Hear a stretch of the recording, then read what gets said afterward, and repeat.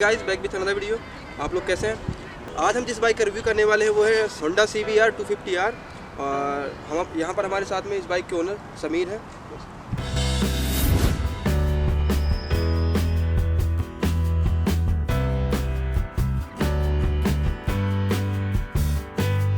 सबसे पहले हम इस बाइक की बिल्ड क्वालिटी और लुक की बात करते हैं।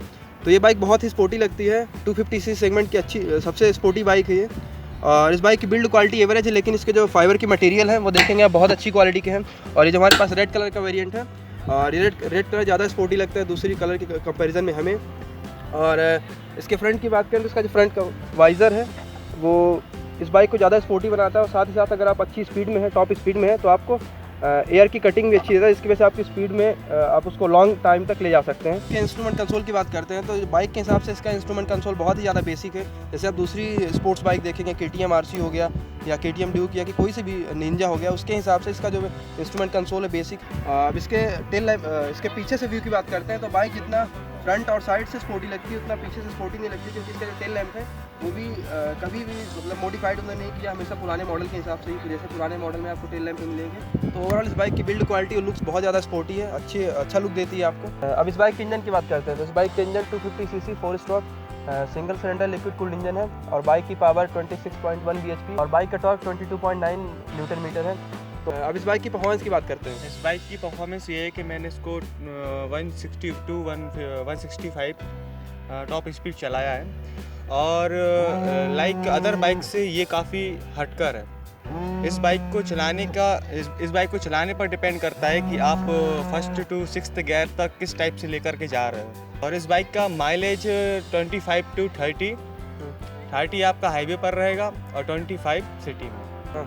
और इस बाइक की एक्सेलरेशन की बात करें, इसके थ्रोटल की बात करें तो इस बाइक की 250cc सेगमेंट के हिसाब से इस बाइक का एक्सेलरेशन, इसका पिकअप बहुत अच्छा है, अच्छा थ्रोटल रिस्पॉन्स देती है इस सेगमेंट में।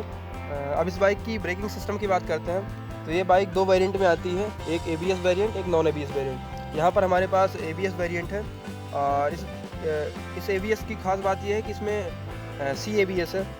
इसका मतलब ये हुआ कि अगर आप इसमें रियर ब्रेक को अप्लाई करते हैं तो साथ ही साथ में आपके कुछ कैलिपर्स फ्रंट ब्रेक में भी अप्लाई होते हैं, जिसकी वजह से आपको ब्रेकिंग सिस्टम इफेक्टिव होता है। जैसे कि आप इस बाइक को सिटी में ज़्यादा स्पीड पर चला रहे हैं तो आप इस बाइक का पिछला ब्रेक अप्लाई करते हैं तो आपका अगला ब्रेक ऑटोमेटिक अप्लाई हो जाता है, जिस वजह से आपकी गाड़ी स्लिप नहीं होती है और जल्दी कंट्रोल हो जाती है। अब इस बाइक की सस्पेंशन की बात करते हैं तो इस बाइक का सस्पेंशन बहुत अच्छा है, बाइक अच्छा कंफर्ट प्रोवाइड करती है। 250cc सेगमेंट के हिसाब से अगर आप देखें तो दूसरी बाइक के कंपैरिजन में बहुत अच्छा कंफर्ट लेवल है इस बाइक का। जैसे कि आप देखेंगे इस बाइक में मोनोशॉक सस्पेंशन है, अच्छी कंफर्ट प्रोवाइड करता है। और इस बाइक में राइडर के साथ साथ पिलियन सीट भी बहुत कंफर्टेबल है। जैसे कि अगर आप कंटिन्यूस 200 से 300 किलोमीटर राइड कर रहे हैं तो पिलियन सीटर को उतना मतलब अनकंफर्टेबल फील नहीं होगा जैसे RC होगी कि और अदर स्पोर्ट्स बाइक है, उसमें आप अगर राइड करते हैं तो पिलियन सीटर बहुत अनकंफर्टेबल फील करने लगता है थोड़ी टाइम बाद। तो वो इस बाइक में नहीं है। इस बाइक का प्लस पॉइंट ये है कि इसकी जो सीट है सॉफ्ट है, जिसकी वजह से आपको अच्छी कंफर्ट मिलती है।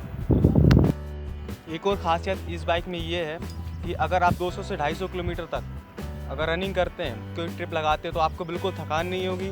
और दूसरी चीज़, इस बाइक में आप इतना कंफर्टेबल फील करोगे रनिंग में कि आपकी, जैसे कि अदर बाइक्स में देखा जाए कि कमर दर्द होने लगती है, आपके शोल्डर्स और आपके ये हाथ दर्द होने लगते, तो इस बाइक में ऐसा कुछ भी नहीं है। 200 से 250 किलोमीटर तक आप इस बाइक को कंफर्टेबल रन कर सकते हैं। इस बाइक के टायर की वाइडनेस भी 140 mm है, जिसकी वजह से आपको अगर आप कॉर्नरिंग में तो अच्छी कैपेबिलिटी मिलती है।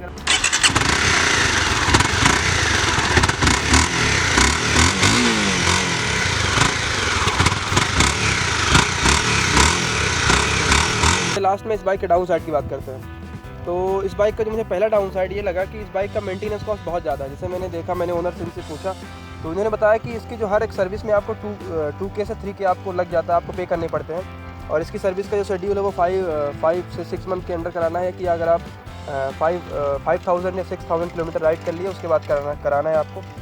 तो आपको हर सर्विस में 2K से 3K पे करना पड़ता है। और अगर आप इसकी अच्छी परफॉर्मेंस चाहते हैं तो आपको हर मंथली इसका चेकअप कराना पड़ता है, जो चेन लुब्रिकेंट कराना हुआ कि ब्रेकिंग चेक कराना हुआ, तो उसमें भी आपको 200 से 300 पे करने पड़ेंगे। तो दूसरी बाइक के कंपैरिजन में इसका थोड़ा मेंटेनेंस कॉस्ट ज़्यादा है। और इस बाइक का नेक्स्ट डाउन साइड ये है कि इस बाइक का वेट थोड़ा हैवी है, जिसकी वजह से अगर आप सिटी में राइड करते हैं, ट्रैफिक ज़्यादा है, तो आपको थोड़ा राइड करने में प्रॉब्लम आ सकती है, क्योंकि फ्रंट वाइजर थोड़ा हैवी है। लेकिन अगर आप इस बाइक कंटिन्यूस राइड करते हैं, आप इस बाइक से यूज टू है, हमेशा राइड करते हैं, तो वो चीज़ आपको नोटिस नहीं होगी। और इस बाइक के थर्ड डाउन साइड की बात करें तो इस बाइक के जो स्पेयर पार्ट है, जैसे आप अगर छोटे शहर में रहते हैं और आप सर्विस कराने जाते हैं, कुछ आपकी बाइक में प्रॉब्लम है, तो आपको स्पेयर पार्ट प्रोवाइड करने में सर्विस सेंटर थोड़ा टाइम लेती है, क्योंकि वो छोटे शहरों में इजीली अवेलेबल नहीं होते। और इस बाइक की कोई खास डाउन साइड मुझे दिखे नहीं, ओनर ने भी मेरे को ज़्यादा बताया नहीं, उनको भी कोई खास डाउन साइड इसमें दिखा नहीं। लेकिन अगर आपको कोई डाउन साइड दिखता है तो मेरे कमेंट बॉक्स में इसको जरूर कमेंट करें। तो गाइस मिलते हैं नेक्स्ट वीडियो पे, और हाँ, आप राइड करते हो हेलमेट लगाना ना भूलें।